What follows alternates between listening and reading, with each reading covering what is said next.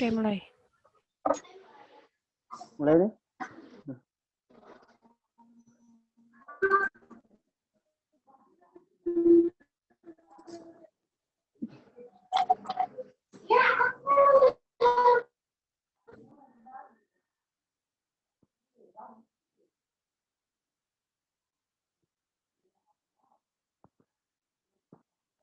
Assalamualaikum warahmatullahi wabarakatuh. Pada pertemuan ke-8 ini, kami dari kelompok 1 akan mempresentasikan materi tentang tata guna lahan. Dalam pertemuan ini, kami berfokus pada pembahasan tentang identifikasi berbagai jenis lahan yang ada di desa, pola-pola pemukiman di desa, dan pemahaman masyarakat tentang fungsi lahan. Dari kelompok kami, ada Patricia Oktasia, Karisha Prameswari, dan Kori Oktasia, dan saya Abdul Muthalib. Selanjutnya akan dilanjutkan oleh rekan saya, yaitu Karisha.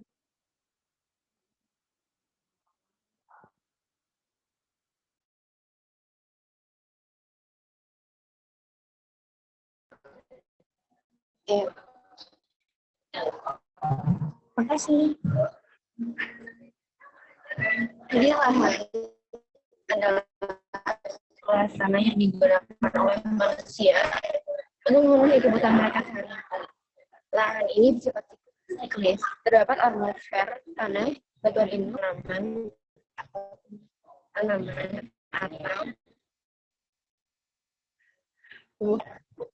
banyak yang beranggapan bahwa tanah sama dengan laut, tapi sebenarnya tanah adalah bagian dari lahan. Terima kasih. Next. Jenis lahan, jadi lahan itu ada dua. Yang pertama itu lahan kering dan lahan basah. Lahan kering itu lahan yang menggunakan air secara terbatas dan biasanya mengandalkan curah hujan. Contohnya seperti ladang, tegalan, dan kebun.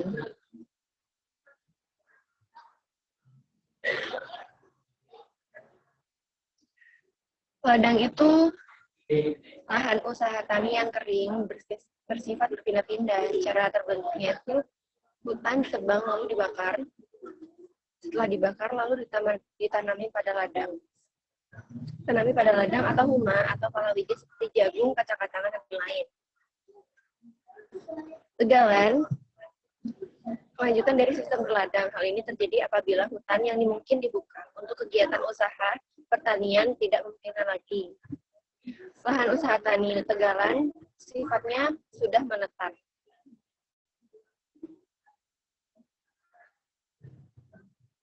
Kebun. Kebun itu lahan pertanian atau usaha tani yang sudah menetap yang ditanami tanaman tahunan secara permanen dan terkadang ditanami oleh buah-buahan.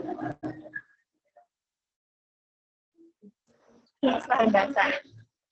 Lahan basah itu lahan yang tergenang oleh air secara alami maupun buatan. Lahan basah memiliki fungsi sebagai pencegahan banjir, mencegah abrasi pantai, dan mencegah intrusi air. Contohnya seperti sungai, danau, dan hutan mangrove.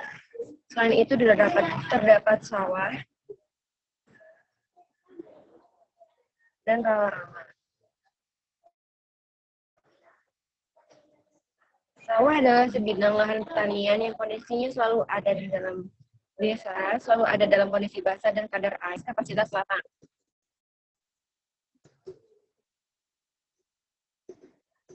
Lalu rawa adalah lahan genangan air.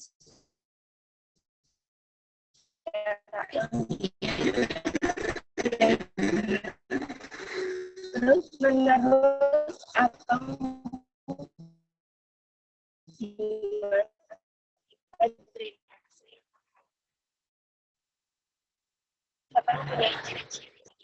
suatu tipe hutan yang tumbuh di daerah pantai yang terlindung laguna dari muara sungai yang tergenang pada saat pasang dan bebas dari genangan pada saat surut yang komunitas tumbuhannya bertoleransi terhadap garam.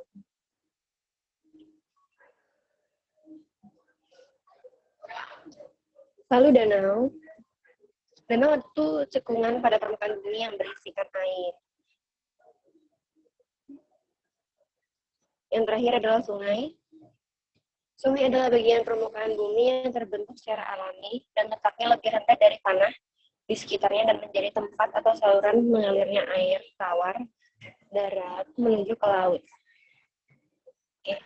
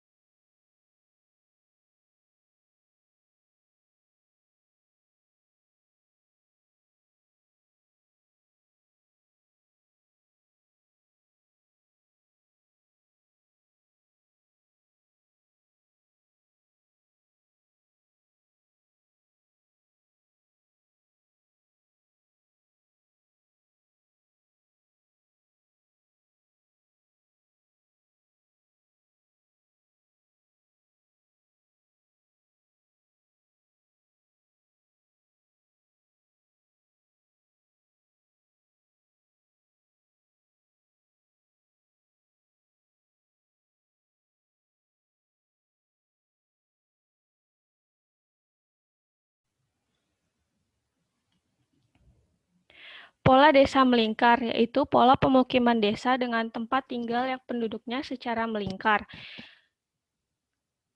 dengan menjadikan pusat kegiatan sosial budaya terletak di tengah-tengahnya, sementara pesawahan atau ladang tersebar di luar lingkaran.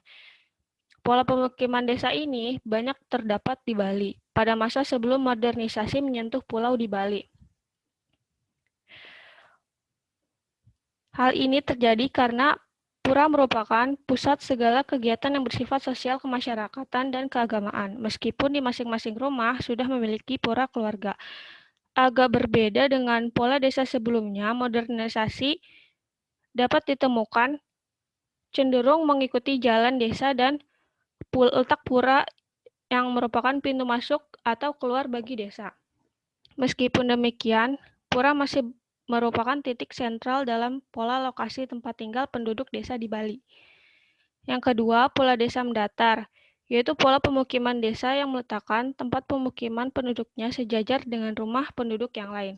Pola ini masih digunakan pada suku-suku pedalaman di Kalimantan, Sulawesi, Sumatera, Nusa Tenggara, maupun Papua. Pola desa mendatar saat ini banyak digunakan sebagai pemukiman transmigrasi.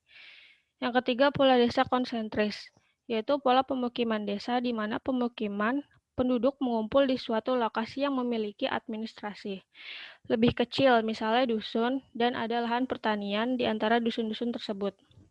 Antar dusun dihubungkan dengan jalan yang merupakan penghubung bagi penduduk desa setempat. Pola ini banyak dijumpai di Sumatera dan Jawa. yang memiliki penduduknya dengan karakteristik yang hampir sama. Pola lokasi desa yang konsentris ini memungkinkan penduduk desa yang berdomisili di masing-masing dusun memiliki hubungan yang erat dan akrab. Hal ini dimungkinkan karena sebagai warga desa, mereka juga memiliki kewajiban berinteraksi dan melakukan kegiatan di tingkat desa. Tidaklah mengherankan kemudian apabila seseorang yang bertempat tinggal berjauhan sangat mengenal orang lain yang sama-sama satu desa. Yang keempat, ada pola desa memanjang.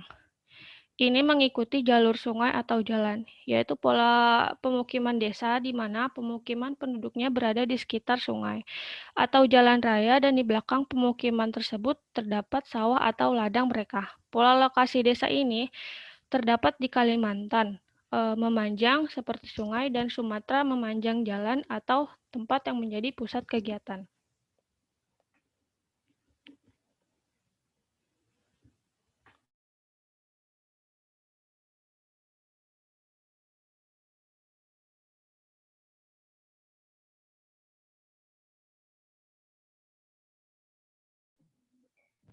Fungsi lahan.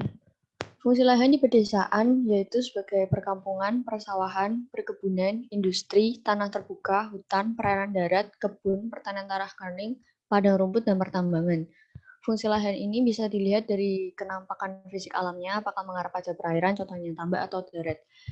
Jadi sebelum menentukan tata guna lahan, yang pertama itu melihat kondisi fisik awal satu lahan. Jadi kemudian tahap keduanya mengetahui tingkat kesesuaian antara lahan mula-mula dengan rencana pengelolaan lahan, kemudian melalui tahap pemetaan.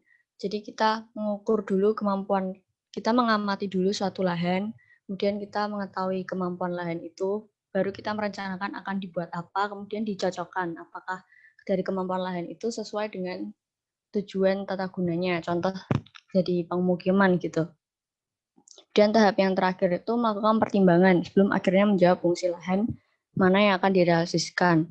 Fisik lahan yang dianalisa itu adalah kemampuan lahan atau potensi yang bisa diwujudkan dari lahan tersebut. Dan yang kedua itu kesesuaian lahan dari data dengan tentang kemampuan lahan dicocokkan dengan data tata guna lahan sehingga mengetahui lahan tersebut bisa dikelola menjadi apa. Kemudian beberapa rekomendasi tata guna lahan yang dominan di masyarakat pedesaan yaitu sawah, tambak, dan pemukiman.